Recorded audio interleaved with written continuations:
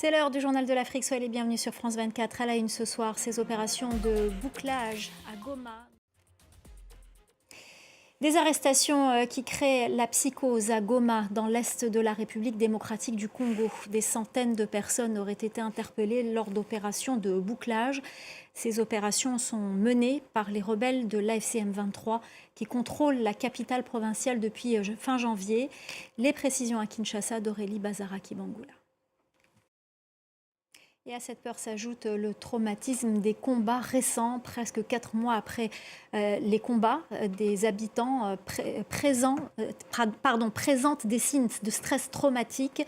Le CICR a mis en place des maisons d'écoute pour tenter de venir en aide aux adultes et aux enfants. Les consultations y sont gratuites et anonymes. Reportage de Fidel Kitsa et Aurélie Bazaraki-Bangoula. C'est désormais officiel, mais ce n'est pas une surprise. Les partis politiques au Mali ont été dissous ce mardi. Une dissolution par décret présidentiel adoptée ce mardi lors d'un conseil des ministres extraordinaire. Pour en parler, nous sommes en direct avec Kadidia Fofana. Merci beaucoup Kadidia Fofana, opposante et militante des droits humains. Merci beaucoup d'avoir répondu à nos questions.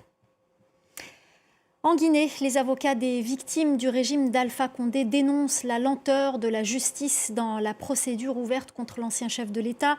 Ils ont adressé une lettre au président de la transition, le général Mamadi Doumbouya, pour tenter de faire avancer la procédure judiciaire.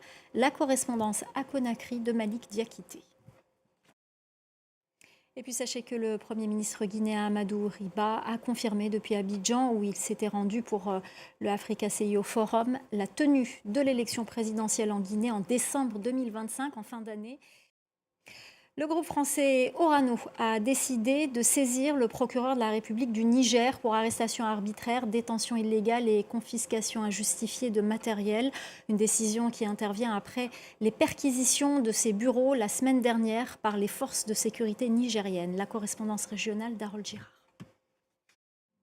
Et avant de se quitter, on vous reparle des trésors royaux d'Abomey au Bénin. Le pays a pu officiellement récupérer ce mardi un cataclé. Il s'agit d'un tabouret tripode qui constituait la 27e œuvre de son trésor royal, pillé par les troupes coloniales françaises à la fin du 19e siècle et qui se trouvait dans un musée en Finlande. Les détails avec notre correspondante au Bénin, Emmanuel Sodji.